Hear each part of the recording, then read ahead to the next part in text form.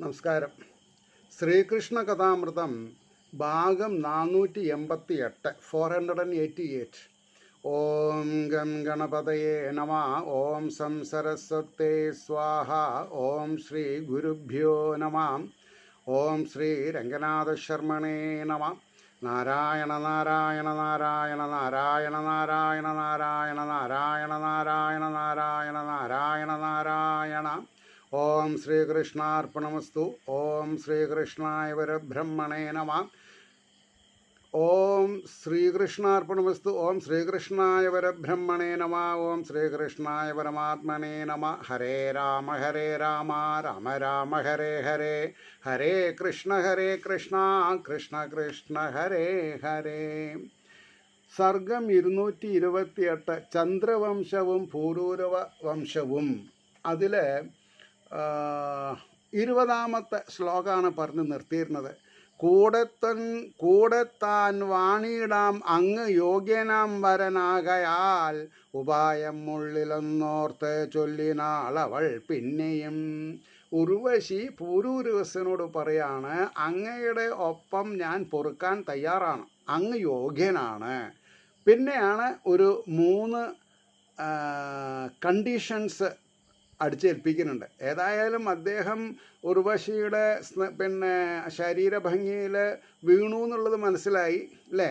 അപ്പോൾ അത് മാത്രമല്ല, ഉർവശിക്ക് ഭൂമിയിൽ ജന്മം എടുക്കണമെന്നുള്ള ഒരു ശാപമുണ്ട്, മനുഷ്യനായിട്ട് ജന്മം എടുക്കണം എന്നുള്ളത്. അപ്പോൾ അത് തീരും ചെയ്യും, ആൾ യോഗ്യനാണ് ഇനിയും. അങ്ങനെയാണ് ആ 20ാമത്തെ ശ്ലോകം നല്ല നിർത്തിയത്. ഇനി നമുക്ക് 21ാമത്തെ ശ്ലോകം ശ്രദ്ധിക്കുക. മുൻകൂട്ടി 3 കാര്യങ്ങൾ അറിയിക്കേണ്ടതുണ്ട് ഇനി. ഈ മുൻകൂട്ടി എന്നുള്ള വാക്ക് അവിടെ ശരിക്കും യോജിക്കില്ല. എൻ്റെ ഒപ്പം പൊറുക്കണോ ചോദിച്ചപ്പോൾ അങ്ങ് യോഗ്യനാണ് എന്ന് പറയണതിൻ്റെ മുമ്പ് തന്നെ പറയേണ്ടതാ. പരസ്പരം വാഴാം, പരസ്പരം പൊരുത്തപ്പെടാം എന്ന് പറഞ്ഞതിൻ്റെ ശേഷം ഇതിങ്ങനെ പറയാൻ പാടില്ല. പക്ഷെ അതാണ് കഥ. ഇങ്ങനെയാണ് നമ്മുടെ ജീവിതം മുഴുവൻ താറുമാറാവണത്. മുൻകൂട്ടി 3 കാര്യങ്ങൾ അറിയിക്കേണ്ടതുണ്ട് ഇനി. ആട്ടിൻകിടാങ്ങൾ 2 പേർ ഇവരെ കാത്തുകൊള്ളണം. 2 ആട്ടുംകുട്ടികളുണ്ട്, അവരെ അങ്ങ് സംരക്ഷിക്കണം, ശ്രദ്ധിക്കണം. എനിക്കെപ്പോഴും ആഹാരം പുതുതാം നെയ്യുമാത്രമാം. രണ്ടാമത്തത് എന്താ? എനിക്ക് എപ്പോഴും ആഹാരം നെയ്യ് മാത്രം, വേറൊന്നും ഞാൻ കഴിക്കില്ല. ഒന്നും നിർബന്ധിക്കാൻ പാടില്ല, കാരണം ദേവസ്ത്രീയല്ലേ. ഇതൊക്കെയാണ് നമ്മൾ മനസ്സിലാക്കേണ്ടത്. എത്ര സപ്താഹം കേട്ടു, എത്ര പ്രാവശ്യം ഈ അധ്യായങ്ങൾ വായിച്ചിട്ടുണ്ട്. എന്താ നമുക്ക് മനസ്സിലാക്കിയിട്ടുള്ളത്? നമ്മൾക്ക് ധരിക്കാൻ സാധിച്ചിട്ടുണ്ടോ? ധാരണാവിശേഷം ഉണ്ടോ? അതോ ഉപ്പുമാവിൻ്റെയും മഹാപ്രസാദത്തിൻ്റെയും സമയത്ത് മാത്രമേ നമ്മൾ പോയിട്ടുള്ളൂ വിചാരിച്ചാൽ ഇതേപോലുള്ള കാര്യങ്ങൾ നമ്മൾക്ക് എങ്ങനെയാണ് മനസ്സിലാവുക? അതുകൊണ്ടാണ് പറഞ്ഞത്, 1 ആട്ടിൻകിടാങ്ങൾ 2 പേര് ഇവരെ കാത്തുകൊള്ളണം. 2 എനിക്ക് എപ്പോഴും ആഹാരം പുതുതാം നെയ്യു മാത്രമാം. ഇനി 3ാമത്തത്, അപ്പോഴല്ലാതൊടുക്കാതെ കാണില്ലെന്നതും എൻ വ്രതം. അപ്പോഴല്ലാതൊടുക്കാതെ കാണില്ലെന്ന് വ്രതം. അതായത് കൂടെ കിടക്കുമ്പോൾ മാത്രമേ വിവസ്ത്രനായിട്ട് കാണാൻ പാടുള്ളൂ. അല്ലാത്ത സമയത്ത് കണ്ടാൽ നമ്മുടെ ഈ കോൺട്രാക്റ്റ് വോയിഡാവും, നൾ ആൻഡ് വോയിഡാവും. പറഞ്ഞു മനസ്സിലായോ? ആട്ടിൻകിടാങ്ങൾ 2 പേർ ഇവരെ കാത്തുകൊള്ളണം. എനിക്കെപ്പോഴും ആഹാരം പുതുതാം നെയ്യു മാത്രമാം. അപ്പോഴല്ലാതൊടുക്കാതെ കാണില്ലെന്നതുമെൻ വ്രതം. അപ്പോഴെന്ന് പറഞ്ഞാൽ സഹശയനം, അത് അണ്ടർസ്റ്റുഡാണ്. അത് കഴിഞ്ഞിട്ട് പറഞ്ഞു, അപ്പോൾ ഇദ്ദേഹത്തിന് നിവൃത്തിയില്ല. സർവവും നൻ ഇഷ്ടം എന്നാ പറഞ്ഞത്. പുരൂരവസ് പറയണു, സർവവും എൻ്റെ ഇഷ്ടം, നന്നെ നഷ്ടം വരാതെ കണ്ടിരിക്കാൻ ഞാൻ എന്ത് വേണമെങ്കിലും ചെയ്യാം. ഇങ്ങനെയാണ് ഈ ശാരീരിക ഭംഗി നോക്കിയിട്ട് കല്യാണം കഴിച്ചാലത്തെ സംഗതി ഉണ്ടാവുക. ഞാൻ പറയുമ്പോൾ വളരെ തുറന്നു പറഞ്ഞു എന്ന് മാത്രം. സർവവും എൻ്റെ ഇഷ്ടം പോലെന്ന് ചൊല്ലി നൃവാലകൻ സൗന്ദര്യം പോലെ താൻ വാക്ചാതുര്യവും വിസ്മയാവഹം. തനിക്ക് സൗന്ദര്യം മാത്രമല്ല, തൻ്റെ വാക്ചൗദര്യം അതിലേറെ പിന്നെ പ്രശംസനീയമാണെന്നൊരു താങ്ങ് താങ്ങി. ആര്? പുരൂരവസ്. സൗന്ദര്യം പോലെ താൻ വാക്ചാതുര്യവും വിസ്മയാവഹം, ആശ്ചര്യം ജനിപ്പിക്കണമെന്നാണ് പറഞ്ഞത്. സ്വയം വന്നുള്ളോരി നിന്നെ ആർ വിടും മധുഭാഷിണി, സ്വയം എന്നെ സ്വീകരിക്കാമെന്ന് പറഞ്ഞ് വന്നിട്ടുള്ള മധുരമായി സംസാരിക്കുന്ന നിന്നെ ആരാണ് ഒഴിവാക്കുക? അർത്ഥം മനസ്സിലായി എന്ന് വിചാരിക്കണം അല്ലേ? സ്വയം വന്നുള്ളോരി നിന്നെ ആർ വിടും മധുഭാഷിണി, ഈ വണ്ണം ഇരുപേരും ചേർന്ന് എത്രയും സുഖമാം വിധം, ഈ വിധം ഈ വണ്ണം ഇരുപേരും ചേർന്ന് എത്രയും സുഖമാം വിധം ഇഷ്ടം പോലെ പോൽ അമരോദ്യാനത്തിങ്കലോ. അമരോദ്യാനം എന്ന് പറഞ്ഞാൽ എന്താ? ദേവന്മാരുടെ ഉദ്യാനത്തിൽ. കാരണം അമരന്മാർ, മരണമില്ലാത്തവർ. കാരണം അവിടുത്തെ തേവിടിശിയാണ്. ആര്? ഉർവശി. ആ വാക്ക് ശരിക്ക് അർത്ഥം പറഞ്ഞു എന്ന് മാത്രം. ഈ രംഭാതിലോത്തമ എന്നുള്ളത് പിന്നെ ഉർവശി, രംഭാതിലോത്തമ അവരാരാ?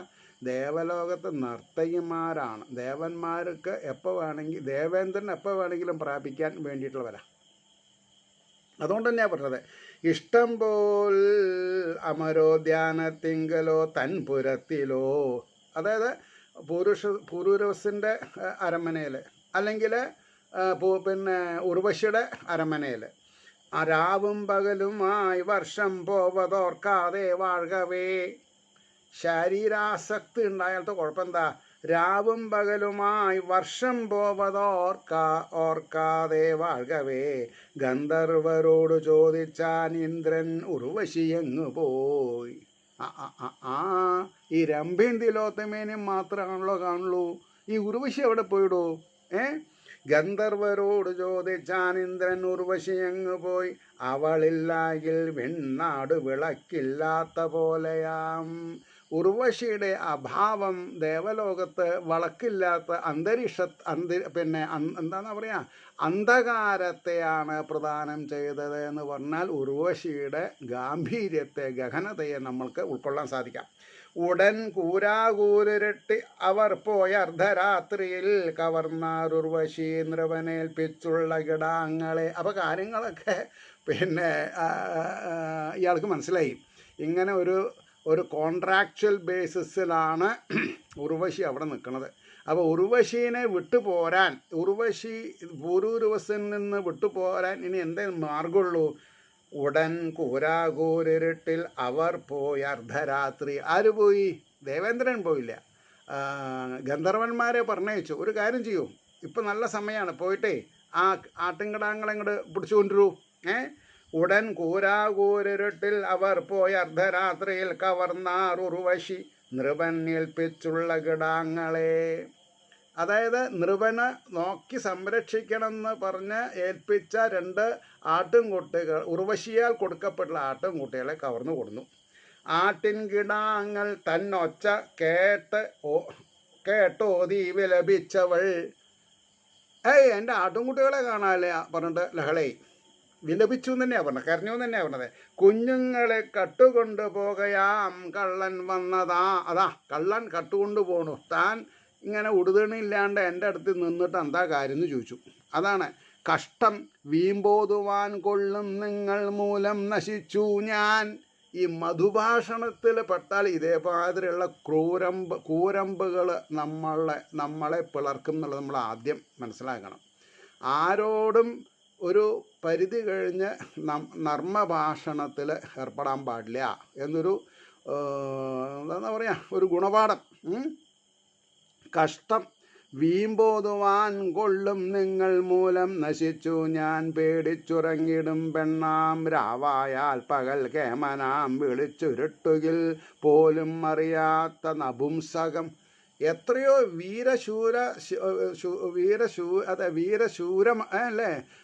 വീരശൂരനായിരിക്കുന്ന പുരൂരവസിനോട് പറയാണ്, പേടിച്ചുറങ്ങിടും പെണ്ണാം രാവായാൽ പകൽ കേമനാം വിളിച്ച് ഇരുട്ടുകിൽ പോലും അറിയാത്ത നപുംസകം. ആണും പെണ്ണും കെട്ടവനാ നീ നിങ്ങളെന്ന് തന്നെയാണ് പറഞ്ഞത്. കുന്തത്താൽ ആന പോൽ, ഒരു കുന്തം കൊണ്ട് പ്രഹരിച്ചാൽ ആന, കുന്തം കൊണ്ട് നഖത്തിൻ്റെ ഇടയിൽ ഭേദിച്ചാൽ കുത്തിയാൽ ആനയ്ക്ക് എങ്ങനെ വേദനിക്കും? അതേപോലെ പൂരുരുസുന് വേദനിച്ചു. എന്തുകൊണ്ട്? ഉർവശിയുടെ തേനിൽ ചാലിച്ച വാക്കുകളെ കൊണ്ട്. അതാണ് മധുഭാഷിണി എന്ന് പറഞ്ഞത്, ഇല്ലേ? അപ്പോൾ വ്യാസരുടെ തൂലികേനെ നമ്മളൊന്ന് നമസ്കരിക്കണ്ടേ? എന്ത് ചടുലമായ രീതിയിലാണ്, ഒരു ശ്ലോകം കൊണ്ട് കാര്യം കഴിഞ്ഞു. ഒരു വർഷം പോയത് അറിഞ്ഞില്ല. തിടുക്കത്തിൽ ആടുകളെ പിടിപ്പിച്ചു. അതാ പറഞ്ഞത്. കുന്തത്താൽ ആന പോൽ വാക്കാം, ബാണത്താൽ വേദനിച്ചവൻ വാളെടുത്തോടിനാൻ, ക്രുദ്ധൻ കൂരിരുട്ടിൽ വിവസ്ത്രനായി. കേട്ട പാട് കേൾക്കാത്ത പാട്. തൻ്റെ ഉടയാളെടുത്ത് ആട്ടുംകുട്ടികളെ കട്ടവനെ പിടിക്കാൻ വേണ്ടി വാളെടുത്ത് പോയി. നോക്കുമ്പോൾ എന്താ, അരങ്ങാചരടുണ്ട്, വേറൊന്നുമില്ല. പിന്നെ അരങ്ങാചരടാണോ എനിക്കറിയില്ല, സ്വർണ്ണനൂലാണോ രാജാവിൻ്റെ എനിക്കറിയില്ല. അപ്പോൾ വാളെടുത്തോടിനാൻ ക്രുദ്ധൻ, ദേഷ്യം വന്നപ്പോഴേക്കും. കാമക്രോധ മത മത്സര ലോഭങ്ങളെ ഇല്ലാണ്ടാക്കണമെന്നാണ് ഭഗവാൻ ഗീതയിൽ പറഞ്ഞിട്ടുള്ളത്.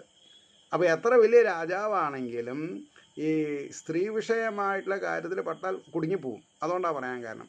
അപ്പോൾ ആട്ടിൻകിടാങ്ങളെ കൊണ്ടുപോരും അപ്പോൾ വാളെടുത്തോടിനാൻ ക്രുദ്ധൻ കൂരിരുട്ടിൽ വിവസ്ത്രനായി, വിസ്ത്രമില്ലാണ്ട്.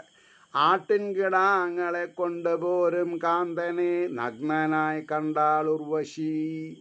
അപ്പോൾ മൂന്നും തെറ്റിച്ചു. ആട്ടിൻകുട്ടികളെ സംരക്ഷിച്ചില്ല എന്ന് മാത്രമല്ല, നെയ്യിൻ്റെ കാര്യം അവിടെ നിൽക്കട്ടെ, വിവസ്ത്രനായിട്ട് കിടക്കയിൽ മാത്രമേ കാണാൻ പാടുള്ളൂ. ഇതിപ്പോൾ അതല്ല, വാള് കൊടുത്തിട്ട് പുറത്ത് ബെഡ്റൂമിൻ്റെ പുറത്ത് വെച്ചിട്ടാണ് കണ്ടത്. അതുകൊണ്ടാണ് കണ്ടാളൂർ വശി ഗന്ധർ. അപ്പോൾ പറഞ്ഞു ആട്ടിൻകിടാങ്ങളെ കട്ടുപോരും കാന്തനെ, കൊണ്ടുപോരും കാന്തനെ. അപ്പോൾ വാള് വീശിയൊന്നൊന്നും ഇവിടെ കഥയിൽ പറഞ്ഞിട്ടില്ല. ഈ ദേവലോകത്തു നിന്ന് വന്ന ഗന്ധർവന്മാർ അഴിച്ചു കൊണ്ടുപോയ ആടുകളെ അവരിൽ നിന്ന് വാങ്ങി തൻ്റെ പ്രിയതമയ്ക്ക് കാഴ്ച വയ്ക്കാൻ വേണ്ടി കൊണ്ടുവരികയാണ്. ഒരു കയ്യിൽ 2 ആട്ടിൻകുട്ടികളെ കെട്ടിയിട്ടുള്ള വെള്ളി നൂലും കിടക്കട്ടെ, സ്വർണ്ണനൂലച്ച സ്വർണ്ണനൂല്, ഒരു കയ്യിൽ വാള്, പിന്നെ ഒരു വസ്ത്രമില്ല. അതാണ് ആട്ടിൻകിടാങ്ങളെ കൊണ്ടുപോരും കാന്തനെ നഗ്നനായി കണ്ടാൾ ഉർവശി. ഗന്ധർവർ വെളിച്ചം വീശി മിന്നലാൽ. ഗന്ധർവന്മാർ പോണ പോക്കിൽ എന്ത് ചെയ്തു? കാര്യം ഉർവശീനെ കൊണ്ടുപോവാം, ഇനി ഇവിടെ നിൽക്കാൻ പറ്റില്ല ഉർവശിക്ക്. മിന്നലുണ്ടാക്കിയപ്പോഴാണ് വ്യവസ്ഥനായിട്ട് കണ്ടത്. ഇതിൽ നിന്ന് നമ്മളെ ശ്രോതാക്കൾ എന്തു പഠിച്ചു? ഈശ്വരഹിത ജയിക്കൂ. ഈശ്വരന് എല്ലാം നോക്കണം. ഉർവശിക്ക് ശാപം കാരണം ഭൂമിയിൽ വന്ന് ഒരു വർഷം ഇരിക്കണം. ഇയാൾക്ക് ഉർവശിയായിട്ട് രമിക്കണം, അല്ലേ? ഇങ്ങനെ 2 കാര്യമാണല്ലോ. അതൊക്കെ നടത്തി ഭഗവാൻ ചരട് വലിച്ചിട്ട്. അതായത് മായയാണ് കേട്ടോ ചരട് വലിക്കണത്, ഭഗവാനല്ല കേട്ടോ. ഇനി അതുമാണല്ലോ പറയാ. ഭഗവാൻ ആസിറ്റീസ് സദാസമയത്തും വൈകുണ്ഠത്തിലുണ്ട്, പക്ഷേ മായയെ കൊണ്ടാണ് കാര്യങ്ങൾ ചെയ്യിപ്പിക്കുന്നത്. അപ്പോൾ ഗന്ധർവർ വെളിച്ചം വീശി മിന്നലാൽ മെത്തമേൽ അവളെ കാണാനുള്ളം നീറും നൃപാലകൻ. അവൾ വിട്ടോടി. മെത്തമേൽ അവളെ കാണാനുള്ളം നീറും നൃപാലകൻ ഭ്രാന്തനെ പോലെ അങ്ങിങ്ങ് ഉഴന്ന് ആരാഞ്ഞു ചുറ്റവേ. എവിടെ പോയി ഉർവശി എവിടെ പോയി? ആർക്കൊന്നും പറയാൻ പറ്റില്ല. സരസ്വതി നദീവക്കിൽ കുരുക്ഷേത്രത്തിൽ വെച്ചയാൾ ചിരിക്കും 5 സഖിമാരൊപ്പം കണ്ടോതി ഇങ്ങനെ. ആരുടെ സഖിമാര്? ഉർവശിയുടെ സഖിമാരെ കണ്ടു. സരസ്വതി നദീ വക്കിൽ കുരുക്ഷേത്രത്തിൽ വെച്ചയാൾ ചിരിക്കും 5 സഖിമാരൊപ്പം കണ്ടോതി ഇങ്ങനെ. പ്രിയേ നിൽക്കുക, നീ ഇത്ര ഘോരയോ വിട്ടുപോകല. അപ്പോൾ ഈ 5 സഖിമാരോടൊപ്പം ആരുണ്ട്? വിട്ടുപോവുകയാണേ ഉർവശി. അപ്പം അതാ പ്രിയേ നിൽക്കുക, നീ ഇത്ര ഘോരയോ വിട്ടുപോകല. നമുക്ക് ഇരുന്ന് ഇത്തിരി ഒന്ന് ഉര ചെയ്യാം, ക്ഷമിക്കൂ നീ. കുറച്ച് നർമ്മഭാഷണം ചെയ്തുകൂടെ? എന്നോട് കുറച്ച് ക്ഷമിച്ചുകൂടെ എന്നാണ് ചോദിച്ചത്. നീ ഉപേക്ഷിക്കിൽ ഇത്രയ്ക്കും ഓടി വന്നുള്ളോരെന്നുടൽ ചെന്നായ്ക്കളും കഴുകനും തിന്നും എന്നതു തീർച്ചയാം. പോരെ? നീ ഇപ്പോൾ എൻ്റെ ഒപ്പം വന്നില്ല വിചാരിക്കുക, ഞാൻ മരിക്കും. അതാണ് അർത്ഥം. ചെന്നായ്ക്കളും കഴുകന്മാരും എൻ്റെ ശരീരമാംസത്തെ കൊത്തി വലിച്ച് തിന്നും. വീറ്റോ ചെയ്തു. ഇതെന്തായാലും അഴുകി പോകേണ്ടതാണ് ഈ ശരീരം, ഉണ്ടായതൊക്കെ നശിക്കും. അപ്പോൾ വേദത്തിൽ നിന്ന് നമ്മളൊരു പ്രമാണം പഠിക്കണം. ഈശ്വരൻ നിരാകരനാണെന്നും സർവേശ്വരന് പ്രകടമാവണമെങ്കിൽ ഒരു ഒരു ഒരു എന്താ പറയുക, ഒരു ശരീരം വേണം. അത് പറയുന്നുണ്ട്. ഒരു പൂവിനെ കണ്ടാൽ പൂവ് സൂക്ഷ്മം ആയിട്ടുള്ളത് ഈശ്വരൻ്റെ രൂപമാണ്, സംഗതി പൂവാണ്. ആ പൂവിൻ്റെ സുഗന്ധം ഈശ്വരൻ്റെ സൂക്ഷ്മരൂപമാണ്. പൂവ് സ്ഥൂലരൂപമാണ്, പൂവിൻ്റെ ഗന്ധം സൂക്ഷ്മരൂപമാണ്. പറഞ്ഞു മനസ്സിലാവുണ്ടോ? ഇതൊക്കെ കൂട്ടി വായിച്ചാലേ ഈ വേദാന്തം ആയുള്ളൂ. അതുകൊണ്ടാണ് പറഞ്ഞത്, നമുക്കിനി ഇത്തിരി ഒന്നുര ചെയ്യാം, ക്ഷമിക്കൂ നീ ഉപേക്ഷിക്കൽ ഇത്രയ്ക്കും ഓടി വന്നുള്ളവരെന്നുടൽ. ഞാൻ എത്ര ദൂരത്തുനിന്നാണ് വന്നത് ഓടിയിട്ട്. ഇനി നമുക്ക് അത് കഴുകനും ചെന്നായ്ക്കളും കടിച്ചു വലിക്കണതാണോ കാണേണ്ടത്? ചെന്നായ്ക്കളും കഴുകനും തിന്നുമെന്നതു തീർച്ചയാം, മരിക്കായിക പുമാനാണങ്ങനെ ആൾക്കാർ. അപ്പോൾ മരിക്കായിക പുമാൻ ആണ് അങ്ങ് ഈ നായ്ക്കൾക്കിരയാകൊല. അപ്പോൾ നപുംസകമാണ് എന്ന് പറഞ്ഞ അതേ വായുകൊണ്ട് ഉർവശി പറഞ്ഞു, താനൊരാണല്ലോടോ, ഞാൻ ഒരു സ്ത്രീയുടെ വാക്ക് കേട്ടിട്ട് ഇത്ര മോശമായിട്ട് മരിക്കാൻ പോവുക? ഇത് കേൾക്കണോ? ഇതാണ് ഞാൻ എപ്പോഴും പറയും, 8, 10, 12 വയസ്സിൽ ഈ കാര്യങ്ങളൊക്കെ പഠിച്ചാൽ നമ്മൾ രക്ഷപ്പെടും. ആർക്കും തെറ്റ് ചെയ്യേണ്ട ആവശ്യം വരില്ല. ഇപ്പോൾ കേരളത്തിൽ എവിടെയോ 10 വയസ്സിൽ ഉറങ്ങിക്കിടക്കണ പെൺകുട്ടീനെ എടുത്തു കൊണ്ടുപോയിട്ട് മിസ്യൂസ് ചെയ്തു എന്നാണ് കഥ. 10 വയസ്സ് നമ്മൾ ആലോചിച്ച് നോക്കണം. അതായത് മനുഷ്യൻ്റെ കണ്ണിൽ ഈശ്വരീയത കാണുന്നില്ല. കാരണം എന്താ? നമ്മുടെ അച്ഛനമ്മമാർ പഠിപ്പിച്ചിട്ടില്ല. നമ്മുടെ എൻ്റെ അല്ല കേട്ടോ, എൻ്റെ അച്ഛൻ പഠിപ്പിച്ചിട്ടുണ്ട്. അതുകൊണ്ട് ഞാൻ രക്ഷപ്പെട്ടു. അപ്പോൾ നമ്മുടെ ചുമതലകൾ, നമ്മുടെ കടമകൾ, നമ്മുടെ കടപ്പാടുകൾ നമ്മൾ വിസ്മരിക്കുകയാണ്. എങ്ങനെയൊക്കെയോ കുറച്ച് എന്താണെന്നാ പറയുക, UK പോകണം, ഹോട്ടലിൽ ജോലി ചെയ്യണം, കാശുണ്ടാക്കണം, നാട്ടിൽ വന്നിട്ടൊരു വീട് വയ്ക്കണം. ഹോട്ടലിൽ ജോലി ചെയ്യുകയാണെങ്കിൽ നാട്ടിൽ ചെയ്തുകൂടെ? നമ്മളൊരു കാര്യം മനസ്സിലാക്കണം, കാശുണ്ടാക്കുക എന്നുള്ളതല്ല വലിയ കാര്യം, മനുഷ്യത്വം വിടാതെ കണ്ട് ജീവിക്കുക എന്നുള്ളതാണ്. മനുഷ്യത്വം വിടാൻ പാടില്ല. അപ്പോൾ ഇവിടെ എന്താ ഈ മരിക്കായിക പുമാനാണ് അങ്ങ് ഈ നായ്ക്കൾക്ക് ഇരയാകൊല, ചെന്നായ്ക്കൾക്കും നാര്യമാർക്കും സ്നേഹം കാണില്ലൊരിടവും. പ്രത്യേകം ശ്രദ്ധിക്കേണ്ട 2 വരിയാണ് അവസാനത്തത്. 36-ാമത്തെ ശ്ലോകത്തിൽ അവസാനത്തെ 2 വരി, ചെന്നായ്ക്കൾക്കും നാര്യമാർക്കും സ്നേഹം കാണില്ല ഒരിടവും. കാര്യം മാത്രമേ ഉള്ളൂ. അപ്പോൾ നമ്മളൊരു കാര്യം മനസ്സിലാക്കണം, സന്യാസം ചെയ്യുമ്പോൾ സന്യാസി അല്ലെങ്കിൽ ബ്രഹ്മചാരി, അങ്ങനെ പറയാം, തുടക്കം ബ്രഹ്മചാരിയിലല്ലേ, സ്ത്രീയുടെ രൂപം കൊത്തിയിട്ടുള്ള മരപ്പാവയനെ കൊണ്ട് കാലുണ്ടെങ്കിലും തൊടാൻ പാടില്ല. അത്ര നിഷിദ്ധമായിട്ടാണ് പറഞ്ഞത്. കാരണം എന്താ? ഈ ബ്രഹ്മചര്യാവസ്ഥയിൽ പഠിക്കേണ്ടത് പഠിപ്പുണ്ടാവില്ല. ഇപ്പോൾ നമ്മൾ പല കോളേജുകളും യൂണിയൻ ആക്ടിവിറ്റീസ് പ്രിൻസിപ്പാളുമാർ പറയുന്നുണ്ട്, നിങ്ങൾക്ക് നിങ്ങളുടെ പെൺകുട്ടികളെ പറ്റി എന്തറിയാം? സ്വന്തം ഭർത്താക്കന്മാരെ പോലെ കല്യാണം കഴിയുന്നതിൻ്റെ മുമ്പ് യൂണിയൻ ആക്ടിവിറ്റീസിലുള്ളവർ ജീവിക്കണു, അവർ മദ്യപാനം ചെയ്യണു, ഗർഭനിരോധ കാര്യങ്ങളൊക്കെ സ്വീകരിച്ചിട്ടാണ് കാര്യങ്ങൾ ചെയ്യണത്. എനിക്കത് കേട്ടപ്പോൾ തൊലി ഉരിഞ്ഞു, എൻ്റെ തൊലി ഉരിഞ്ഞു. ഞാൻ IIT-യിൽ ഒരു 36 വർഷം ജോലി ചെയ്തിട്ടുണ്ട്. ഈ intelligence point of view 5.5 and above കിട്ടിയില്ല വിചാരിക്കുക, out of 10 cumulative performance index എന്ന് പറയും. 1 വിൽ ബി ഔട്ട്. ഒരു ചാൻസ് കൊടുക്കും. ഒരു സെമസ്റ്റർ, ആദ്യത്തെ സെമസ്റ്ററിൽ 5.5 കിട്ടിയില്ലെങ്കിൽ രണ്ടാമത്തെ സെമസ്റ്ററിൽ ഈ ബാക്ക്ലോഗും രണ്ടാമത്തെ സെമസ്റ്ററും പാസ്സാവണം, ഇല്ലെങ്കിൽ പോയിക്കൊള്ളണം. അതാണ് ഇപ്പോഴും IITയുടെ ഒരു സ്റ്റാൻഡേർഡ് നിലനിൽക്കുന്നത്. അവിടെ ഈ രാഷ്ട്രീയം ഇല്ല, അതോടെ പറയാൻ കാരണം. അപ്പോൾ പ്രഷർ കൂടി ചിലവർക്ക് നൊസ് വരും, തലയ്ക്ക് സുഖമില്ലാണ്ട് വരും. അപ്പോൾ ഞാനൊരു 10-14 കൊല്ലം ഫ്രീലാൻസ് എയർ ടിക്കറ്റ് ബിസിനസ് ചെയ്തിട്ടുണ്ട്. അപ്പോൾ രാത്രി ആ സമയത്ത് സെക്യൂരിറ്റി വരും വീട്ടിൽ. എന്തിനാ? ഇന്ന ഹോസ്റ്റലിൽ ഇന്ന കുട്ടിക്ക് as early as possible, Calcutta വെച്ചാൽ കൽക്കട്ട, ഡൽഹി വെച്ചാൽ ഡൽഹി, മദ്രാസ് വെച്ചാൽ മദ്രാസ് ടിക്കറ്റ് വേണം. അപ്പോൾ ഞാൻ അവരെയും കൂട്ടി എയർപോർട്ടിൽ പോയിട്ട് ടിക്കറ്റ് ഏർപ്പാട് ചെയ്ത് കൊടുക്കും. അല്ലാണ്ട് വേണ്ടാത്ത പരിപാടി ഇല്ല അവിടെ, കാരണം അതിന് സമയമില്ല. നേരെ മറിച്ച് നമ്മുടെ കേരളത്തിൽ അല്ലെങ്കിൽ മറ്റുള്ള സ്ഥലത്ത് അങ്ങനെയല്ല, വേണ്ടാത്തതാണ് നടക്കണതെന്ന് എല്ലാവർക്കും അറിയാം. അപ്പോൾ എന്താ ഇത് പറയാൻ കാരണം? ചെന്നായ്ക്കൾക്കും നാരിമാർക്കും സ്നേഹം കാണില്ലൊരിടവും. അതെങ്ങനെ വിചാരിച്ചാൽ, ഞാൻ ഈ പട്ടാമ്പി ഈ 21.5 വയസ്സ് 22 വയസ്സ് വരെ ഈ ക്ഷേത്രം സംരക്ഷിച്ച് വരുമ്പോൾ സമൂഹത്തിലെ എല്ലാ ആൾക്കാരും എനിക്ക് വേണ്ടപ്പെട്ടവരാണ്. തെറ്റ് ചെയ്തവരൊന്നും അങ്ങനെ ഇല്ല.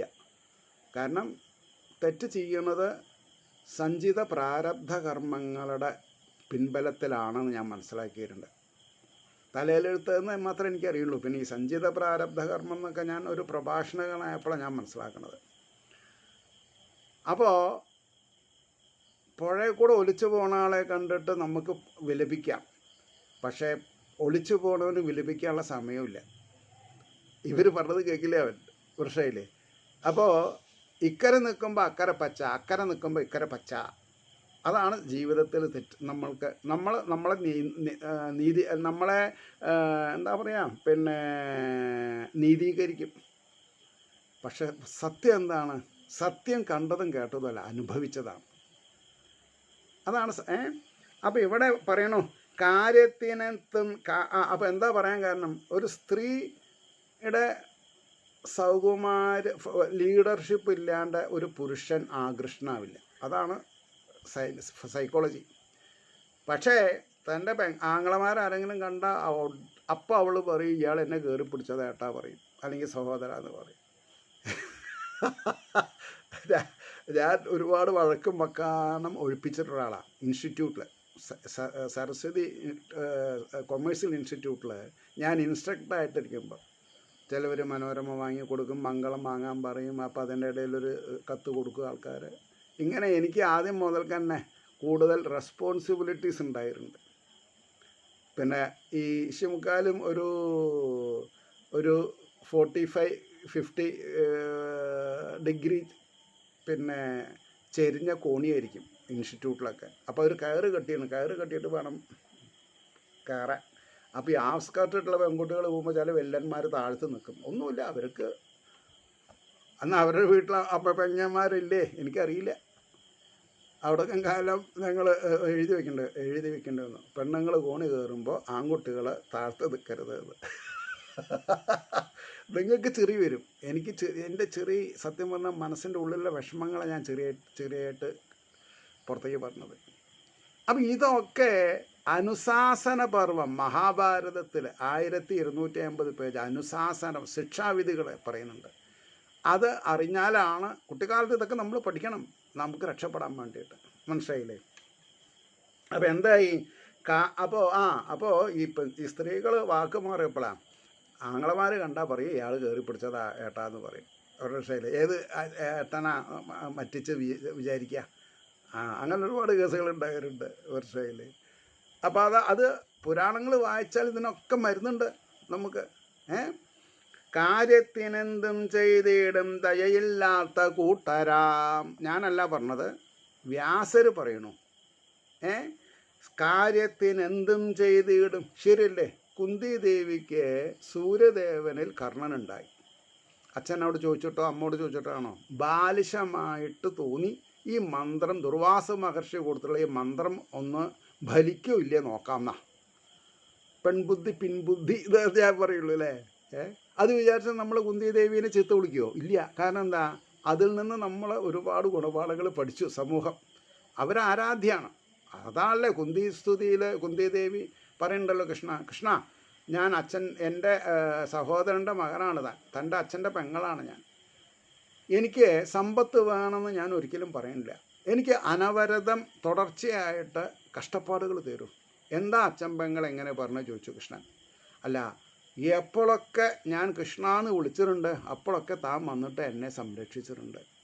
യോഗീശ്വരന്മാർ എത്ര വർഷം തപസ് ചെയ്തിട്ടാണ് അവരുടെ ഹൃദയ ഗുഹയിൽ വസിക്കുന്ന ചൈതന്യത്തിനെ കൃഷ്ണനായിട്ട് കാണുന്നത്. എനിക്ക് കൃഷ്ണ എന്നാണ് വിളിച്ചാൽ മതി എന്നാ. അതാണ് ഗുണപാഠം. അപ്പോൾ കുന്തിദേവീനെ നമ്മൾ സദാസമയത്തും ഫോളോ ചെയ്യണം. കുന്തിദേവീനെ പോലെ നമ്മൾക്ക് കഷ്ടപ്പാട് തരൂ. പക്ഷേ കൃഷ്ണൻ വരുന്നുണ്ടോ ഇല്ലേ അത് വേറെ കാര്യം.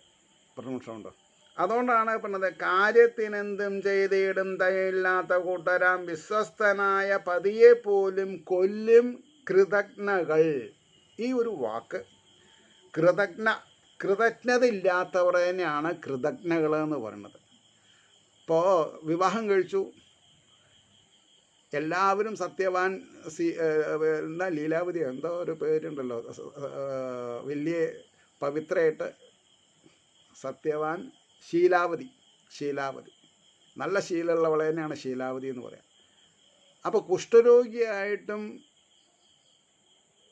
കാശ് കൊടുത്താൽ അയാളെ സ്വീകരിക്കുന്ന തേവിടിശ്വരുടെ അടുത്തേക്ക് പോകണം. അപ്പോൾ ഇവള് കൊണ്ടുപോകുന്നാണ് പറഞ്ഞത്, കൊണ്ടുപോയിട്ടുണ്ടെന്നാണ് പറഞ്ഞത്. വെറുതെ അല്ല ശീലാവതി അത് പറഞ്ഞത്. അപ്പോൾ ഈ പറഞ്ഞത് എന്താണ്? കാര്യത്തിനെന്തും ചെയ്തിടും ദയയില്ലാത്ത കൂട്ടരാം വിശ്വസ്തനായ പതിയെ പോലും കൊല്ലും കൃതജ്ഞകൾ. സ്നേഹം നടിച്ചു വഞ്ചിക്കും വെറും വിഡ്ഢിയെ വേശ്യകൾ പുത്തൻ കാൺകിൽ നോക്കി രസിച്ചിടും അസത്തുക്കളാണ് പറഞ്ഞത്. സ്ത്രീകളെ പുത്തൻ കാൺകിൽ വെറും വിഡ്ഢിയെ വേശ്യകൾ പുത്തൻ കാൺകിൽ നോക്കി രസിച്ചിടും അസത്തുകൾ. എന്നാലും അറുതിയിലൊരു രാത്രിയിൽ വാണിടാം. അപ്പോൾ ഒരു കോംപ്രമൈസിന് വന്നു. ഒരു അറുതിയിൽ വർഷത്തിൽ ഒരു ദിവസം നമുക്ക് കാണാം. ബാക്കി please forgive me, please excuse me എന്ന് പറഞ്ഞു. എന്നാലും അറുതിയിൽ ഒരു രാത്രിയിൽ വാണിടാം, അങ്ങയോടൊപ്പം ഇനിയും പുത്രന്മാരുളവായി വരും എന്നൊക്കെ പറഞ്ഞു. അവൾക്ക് ഗർഭമുണ്ടെന്നോർത്ത് ആ മഹാൻ പൂകിനാൻ പുരം. അവൾക്ക് ഗർഭമുണ്ടെന്നോർത്ത് ആ മഹാൻ പൂകിനാൻ പുരം. വർഷാവസാനം സുതനൊത്തമഞ്ഞാൾ മോദമാർന്നവൾ സന്തോഷത്തോടുകൂടി മകനെ പ്രസവിച്ചു വന്നു. അന്നുരാവ് അവിടം വാണാരൊപ്പം മുമ്പത്തെ മാതിരി സ്നേഹമായിട്ട് പെരുമാറി. വിരഹാർത്തനോടാ ദേവി ചൊല്ലിനാൾ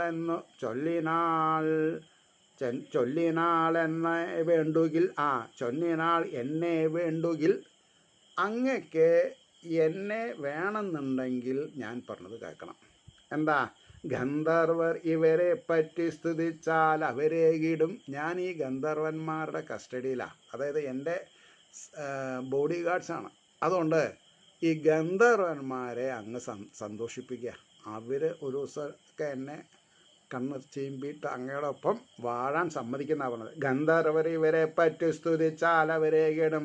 സ്തുതി കേട്ട് അലിവാർന്ന് അഗ്നിസ്ഥാലിന് നൽകി സ്തുതി കേട്ട് അലിവാർന്ന അഗ്നിസ്ഥാലി നൽകി മനസ്സികൾ.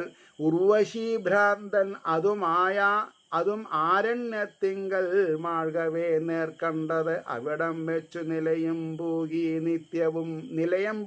നിത്യവും. അവർ പറഞ്ഞ സ്ഥലത്ത് വന്ന് ഇവളായിട്ട് രമിച്ച് ഇരിക്കാൻ തുടങ്ങി എന്ന് പറഞ്ഞുകൊണ്ട് ഇന്നത്തെ ശ്രീകൃഷ്ണ കഥാമൃതം നമ്മൾക്ക് അവസാനിപ്പിക്കാം. ഏവർക്കും ശ്രീഹരിയുടെ അനുഗ്രഹാശിസുകൾ നിർലോഭം ഉണ്ടാവട്ടെ എന്ന് പ്രാർത്ഥിച്ചുകൊണ്ട്, അപ്പോൾ ഇനി നാളെ 489 എപ്പിസോഡാണ്. നമസ്കാരം. നാളെ കാണാം.